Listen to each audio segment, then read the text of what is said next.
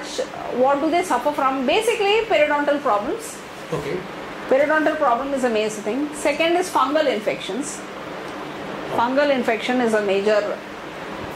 And infections, if they get any, prone to any carious tooth which leads to infections or any other kind of infections.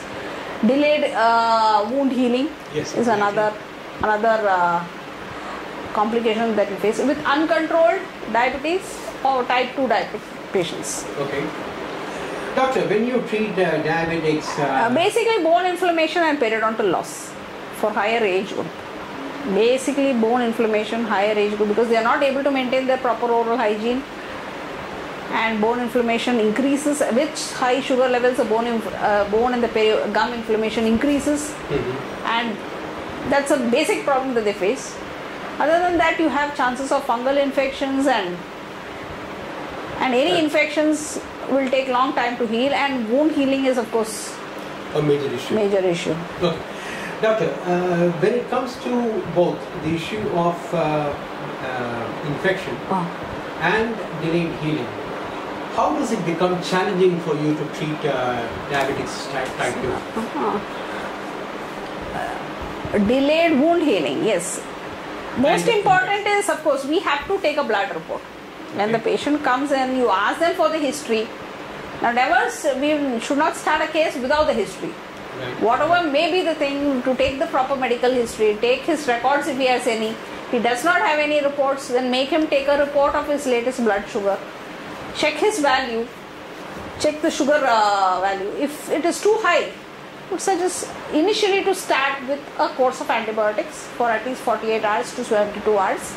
First, try to refer him to a physician, a diabetologist. Ask them to reduce the sugar level as much as possible.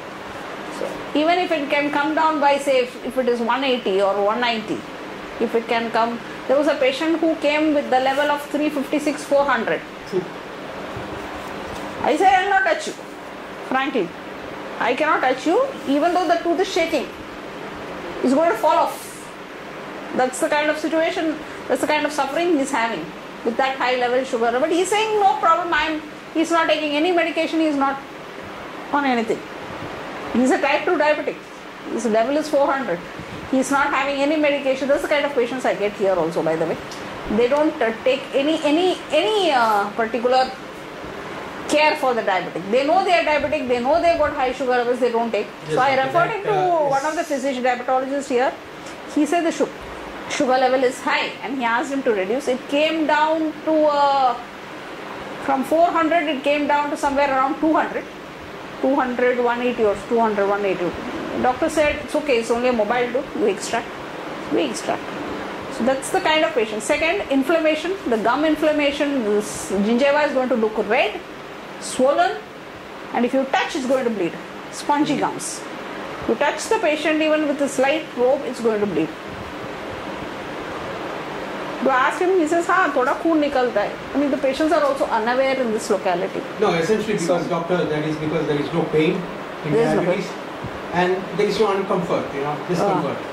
So that's essentially. And they are the kind of patients who also consume their alcohol with happiness. They are nowhere to stop. There are some patients like that.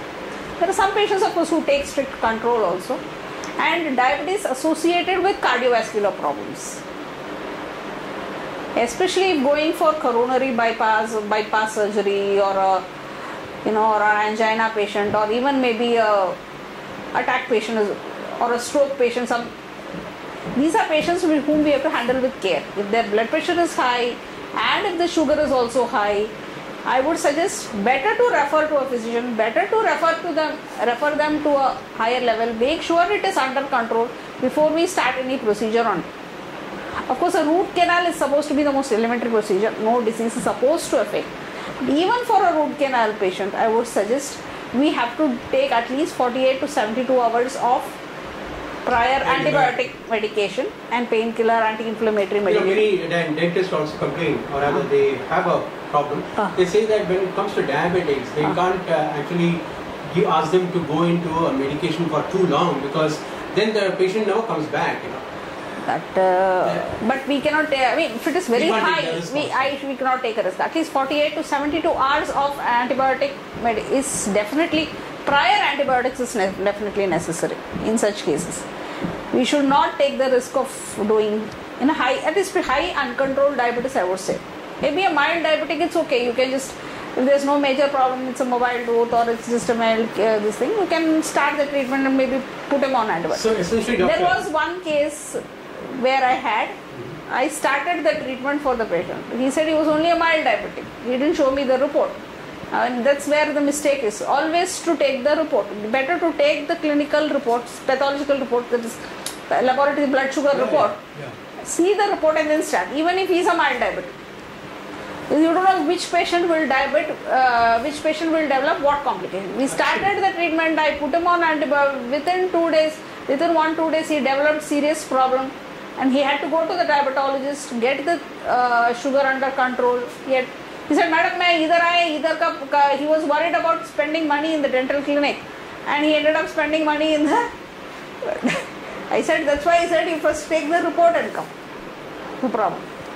So first always see the report, take the case history properly, 48 to 72 hours of antibiotics, bring the sugar under as much control as possible before starting any treatment, I would suggest. Okay. Doctor, which essentially means that it's quite challenging to treat diabetics. Yes. Okay. Doctor, now tell us about oral. And one more thing, antibiotic we can prescribe, but painkillers, anti-inflammatory, we cannot just put them on any anti-inflammatory. Diclofenac and brufen, both are irritating to the diabetic patient. They develop adverse effects, they develop side effects, they can't have it, they develop acidity and they develop neither. So always have to ask question for acidity. All these diabetic patients, we have to give them antacids. Make sure that they are having antacids for this thing. Second, brufen and diclofenac to be avoided. Plain serratiopeptidase and paracetamol combination of anti-inflammatory is the best for these people. Though there are some people who do recommend brufen and they say it works in their patients. I've generally found that if I put my patients on diclopara and this thing, generally they end up coming back with me saying, "Madam, मेरे इधर दुख रहा है, बहुत reaction हो रहा है." So these patients, I would suggest always put them on plain serratio and para combination of anti-inflammatory. So that is another thing. Giving the drugs is also, in some cases, I refer them to their diabetologist to ask them what particular drug they can take.